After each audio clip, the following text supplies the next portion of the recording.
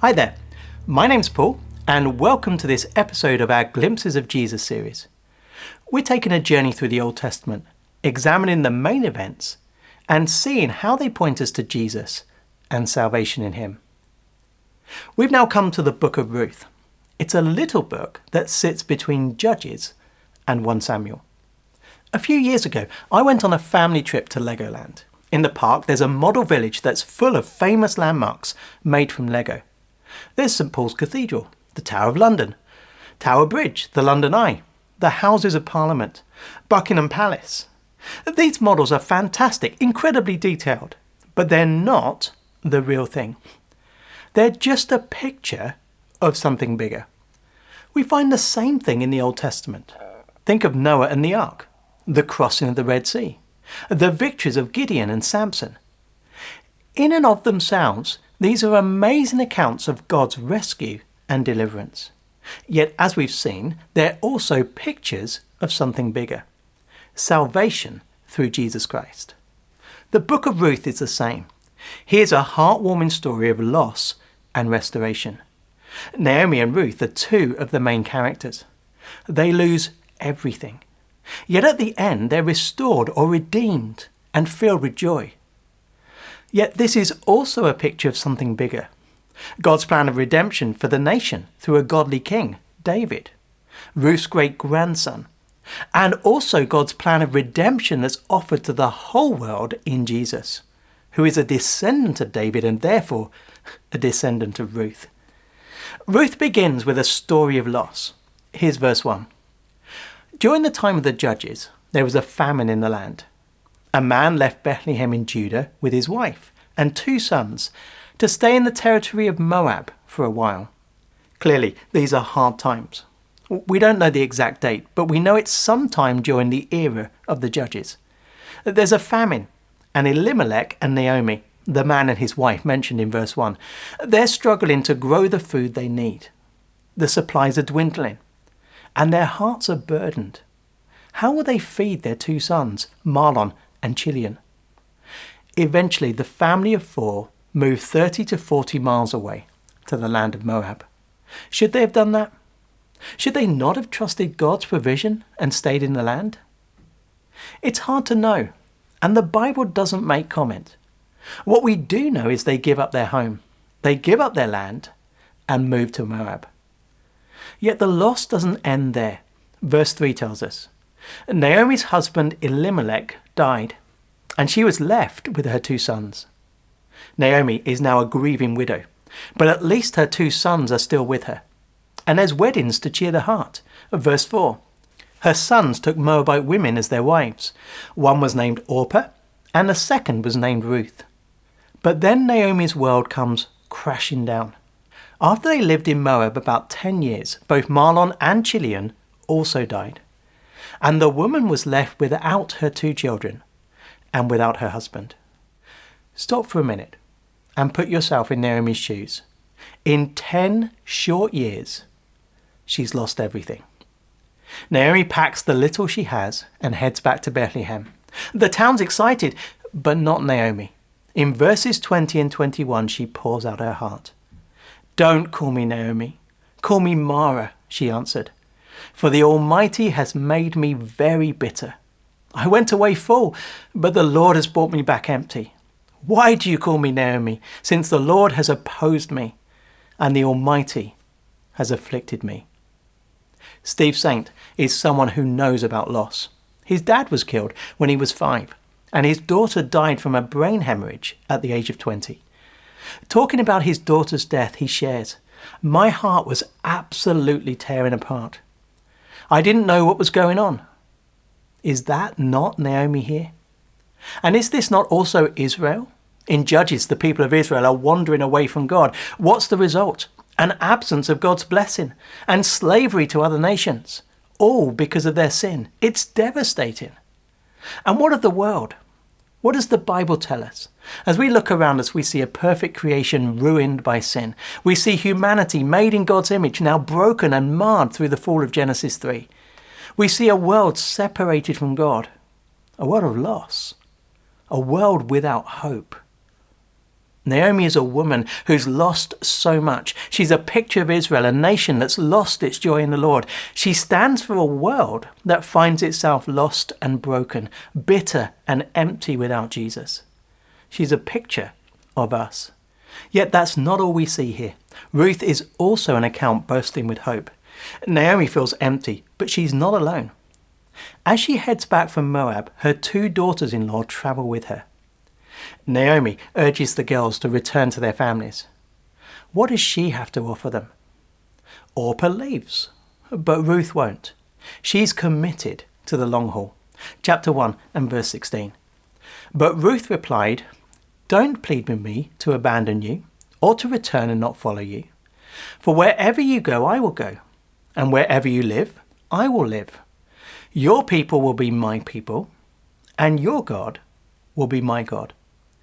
Ruth commits her life to Naomi, and note, she commits her life to the Lord. The hope grows in chapter 2.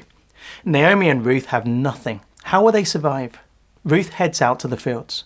The context here is a law God has given in Leviticus 19 and verses 9 and 10. When you reap the harvest of your land, you are not to reap to the very edge of your field, or gather the gleanings of your harvest. Do not strip your vineyard bare, or gather its fallen grapes. Leave them for the poor and the resident alien. I am the Lord your God. Ruth walks behind the harvesters, picking up what she can find. The farmer is a man called Boaz. He notices her and makes sure she's looked after, verses 8 and 9. Then Boaz said to Ruth, "Listen, my daughter, don't go and gather grain in another field, and don't leave this one, but stay here close to my female servants. See which fields they are harvesting and follow them. Haven't I ordered the young men not to touch you?" Imagine the joy for Naomi as Ruth returns with the barley she's gathered, about 22 litres worth. And it gets better. Naomi asks Ruth whose field she was in. She replies, "Boaz." Naomi must have smiled. Here's verse 20. Then Naomi said to her daughter-in-law, "May the Lord bless him, because he has not abandoned his kindness to the living or the dead." Naomi continued, "The man is a close relative. He is one of our family redeemers." Naomi sees God's hand in what's going on, not just because God has provided food for the table, but potentially something more for the future. Boaz is a close relative. Therefore, he's someone able to buy back the family land. And more. Under the principles of levirate marriage, Boaz could marry Ruth. And that means the possibility of an heir, a grandson for Naomi, someone to continue the line and place of Elimelech and Mahlon. The light of redemption and restoration begins to shine. And that's not just true for Naomi and Ruth. As the Bible unfolds, there's hope for Israel. It's a mess. Idolatry is running rife, and sin is going crazy. The nation is overrun as God judges them for sin. But God's still there. He's still working. When they cry out, he raises up a saviour, a Gideon, a Samson. And he's working towards something better. A plan that involves Naomi, Ruth and Boaz. A king who will restore Israel. And there's hope for the world. Who's Ruth? She's not an Israelite. She's an outsider, a Moabitess. The world is broken and stands condemned under God's judgment. But God has not abandoned it. He's got a plan to redeem and to restore not just Israel, but the whole world. A plan that involves Naomi, Ruth, and Boaz. This is a book of loss and a book of hope, and then a book of joy.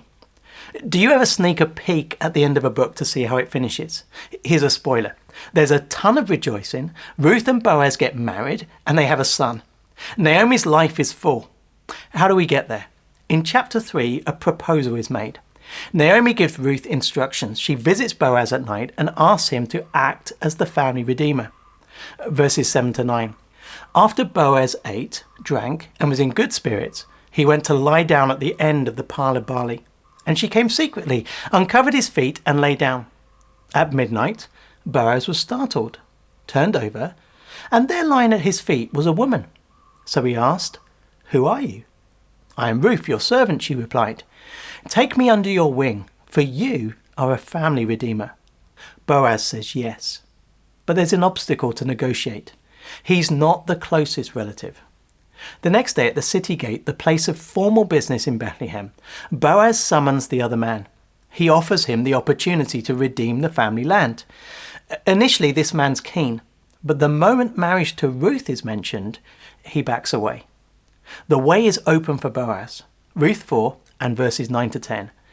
Boaz said to the elders and all the people, "You are witnesses today that I am buying from Naomi everything that belonged to Elimelech, Chilion, and Mahlon. I have also acquired Ruth the Moabitess, Mahlon's widow, as my wife, to perpetuate the deceased man's name on his property, so that his name will not disappear among his relatives, or from the gate of his hometown. You are witnesses today." There's a wedding, and soon a child, a son. And what about Naomi? Chapter 4 and verse 16.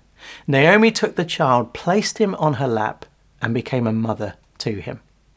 What a turnaround. Imagine Naomi. I don't know how old she was, but in my mind she's an old lady. Her face is full of lines from difficulties and tears. A sad life. Pain and loss are etched on her brow. Yet today, her eyes and face gleam with joy and beam with happiness. There's redemption for Naomi, and more, a picture of what God will do for Israel. The nation is lost, wandering without a king. They're stuck in a cycle where their sin keeps plunging them into slavery to other nations. But not for long. The neighbor women said, "A son has been born to Naomi," and they named him Obed.